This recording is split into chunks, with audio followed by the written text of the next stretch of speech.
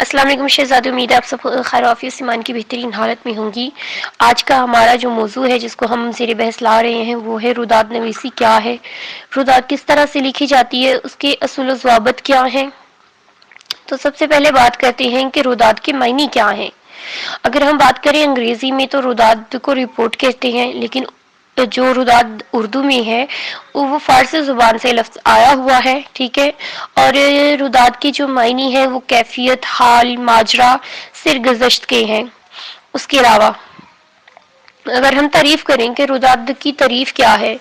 تو روداد سے مراد کسی تقریب، جلسے، میلے یا حادثے کا آنکھوں دیکھا حال ایک غیر جانبدار مبصر کی حیثیت سے کاغذ پر تحریر کر کے پیش کرنا روداد نویسی کہلاتا ہے،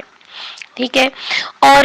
یہ کیوں کیا جاتا ہے، روداد نویسی کیوں لکھی جاتی ہے؟ اس کا لکھنے کا مقصد یہ ہوتا ہے کہ جنہوں نے وہ میلہ یا وہ حادثہ یا وہ جلسہ اپنی آنکھوں سے نہیں دیکھا وہ اس کو غائبانہ طور پہ دیکھیں، اس ماحول سے لطف اندوز ہو سکیں،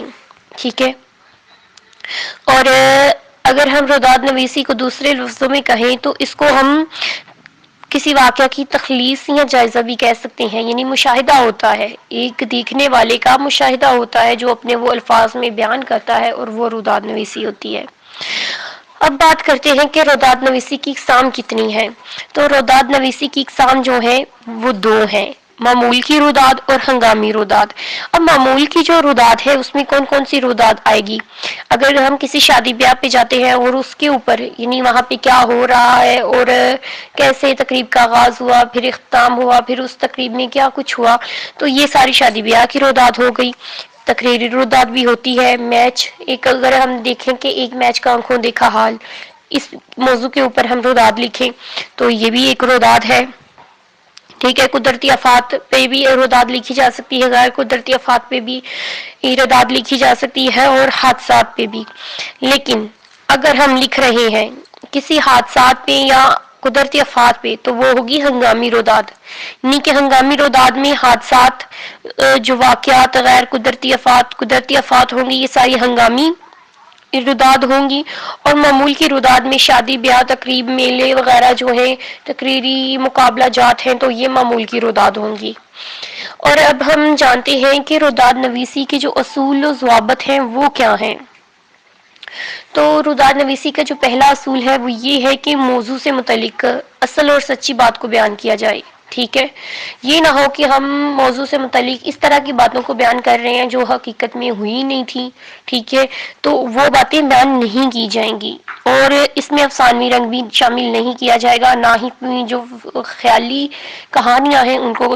لایا جائے گا، بلکہ یہ روداد ہم اپنے الفاظ میں ایک واقعہ، ایک تقریب کو بیان کریں گے، ٹھیک ہے۔ اور لکھنے کا طریقہ کیا ہوگا کہ بالکل سادہ ہوگا، ٹھیک ہے۔ انداز بیان اتنا سادہ ہوگا کہ ہر انسان پڑھنے والا اس کو اچھے سے سمجھ سکے کہ وہاں پہ ہوا کیا تھا اور کس طرح کا ماحول تھا سارا، ٹھیک ہے۔ اس کے بعد جب ہم ایک روداد لکھ رہے ہیں تو ہمیں واقعات کی جو ترتیب ہے اس کو مکمل تسلسل سے لکھنا چاہیے۔ یہ نہ ہو کہ ہم اپنا جو انٹرنس ہے وہ بعد میں لکھ رہے ہیں اور ہم باقی ساری چیزوں کو پہلے لکھ رہے ہیں، اس طرح سے نہیں ہونا چاہیے۔ اس کی میں آپ کو یہاں پہ ایک ایگزامپل دیتی ہوں کہ ترتیب اور تسلسل کس طرح سے پیدا ہوتا ہے۔ فرض کریں اگر ہم ایک اپنی روداد لکھ رہے ہیں کہ ہمارے جو کالج میں تقریب ہوئی انعامات کی، اس کے بارے میں ہم روداد لکھ رہے ہیں، تو ہم کس طرح سے لکھیں گے؟ سب سے پہلے ہم اس کے بارے میں بتائیں گے کہ وہ تقریب کہاں، کب ہوئی،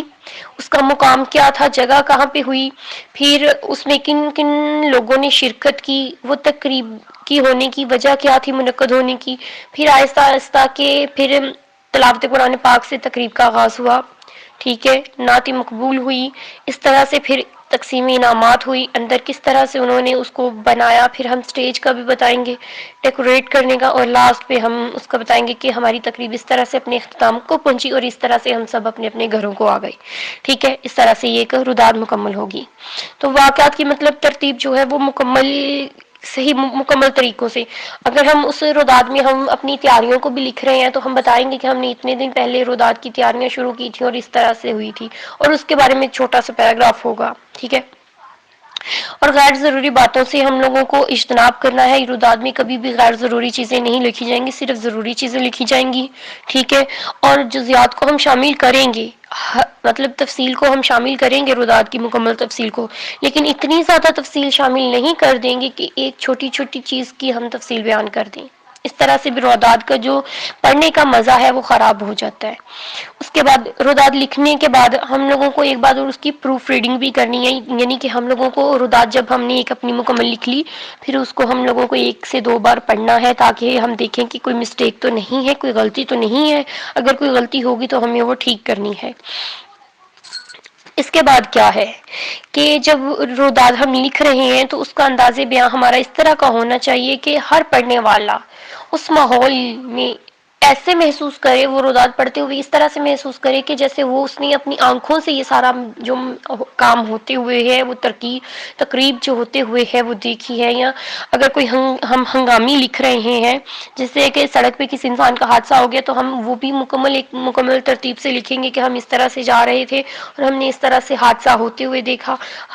پھر ایک دم سے چیخو پکار کی آوازیں آنے لگیں، لوگ اس کے ارد گرد بھاگنے لگے، پھر کسی نے ایمبولینس کو کال کی، کسی نے اس طرح سے، ہر کسی کے اپنے اپنے ایکسپریشن تھے، وہ لوگوں کے ایکسپریشن بتائیں گے، ہم اپنے ایکسپریشنز بتائیں گے، پھر ہم بتائیں گے کہ اس طرح سے وہ گیا، پھر وجوہات بتائیں گے کہ اس حادثے کی وجوہات کیا تھی، اور اس حادثے نے لوگوں کے دماغوں پہ کس طرح کا اثر چھوڑا اور ہمارے دماغ پہ کس طرح کا اثر چھوڑا۔ اس طرح سے ہم اپنا وہ ایک ہنگامی جو روداد ہے اس کو اپنی پائے تکمیل تک پہنچائیں گے۔ اس کے بعد روداد لکھنے کا کیا اور بھی اصول ہیں، اس میں یہ ہے کہ اگر ہم کسی خاص شخص یا واقعہ کے بارے میں روداد لکھ رہے ہیں تو سب سے پہلے چند سطور جو ہیں، چند لائنز ہیں، اس میں اس انسان کا یا اس واقعہ کا تعارف کروایا جائے گا، پھر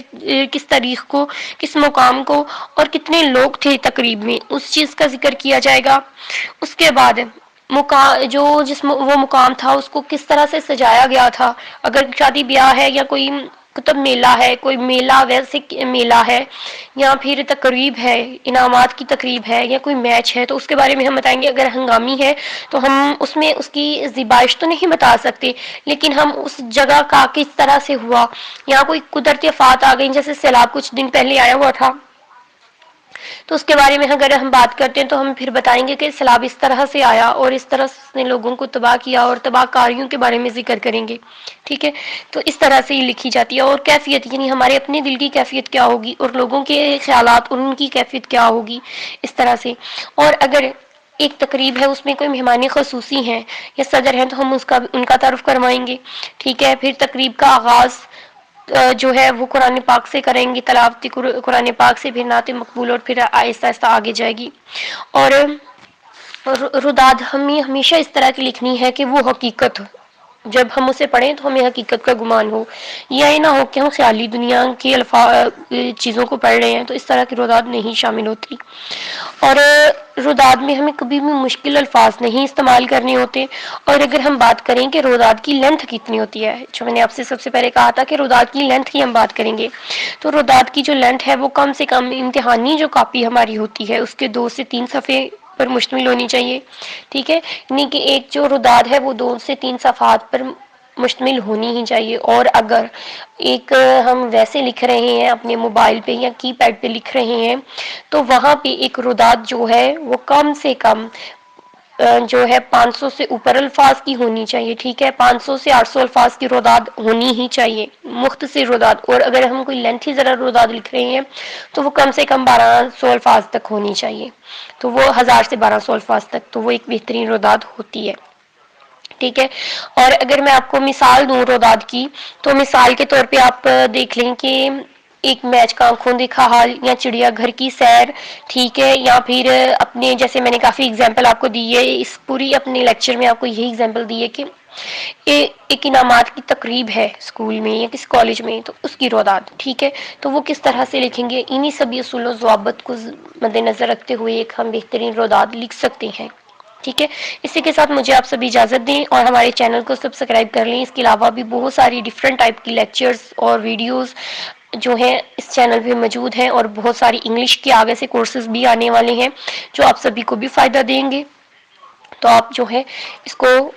آپ ہمارے جو چینل کو سبسکرائب کر لیں، اور اسی کے ساتھ مجھے اجازت دیں۔ اللہ حافظ۔